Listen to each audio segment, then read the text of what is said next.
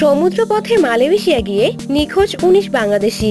বৈধভাবে মালয়েশিয়া যাওয়ার পথ বন্ধের কারণে অবৈধ পথে ঝুঁকছে বাংলাদেশিরা। তারই ধারাবাহিকতায় অবৈধভাবে সমুদ্রপথে মালয়েশিয়া গিয়ে ৫ বছর ধরে নিখোঁজ রয়েছেন ঝিনাইদহের ১৯ জন। তাদের স্বজনরা জানেন না তারা বেঁচে আছেন কিনা। জানা যায় ৫ বছর আগে দালালের খপ্পরে পড়ে সমুদ্রপথে মালয়েশিয়া গিয়ে নিখোঁজ হন ঝিনাইদহ সদরের গারামারা গ্রামের মাসুদ।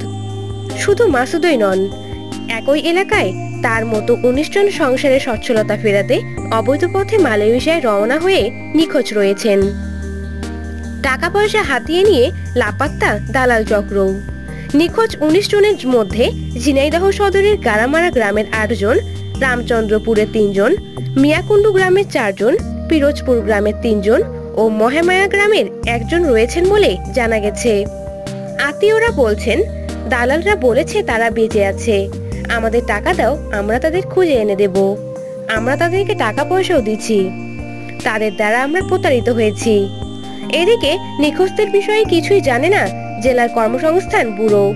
জেলা কর্মসংস্থান ব্যুরো ও জনশক্তি অফিস জনশক্তি জরিপ কর্মকর্তা খান মোহাম্মদ শাহাদাত হোসেন বলেন, যারা বিদেশে গমন করেছেন তাদের ব্যাপারে জেলা কর্মসংস্থান ব্যুরোর কিছুই করার নাই।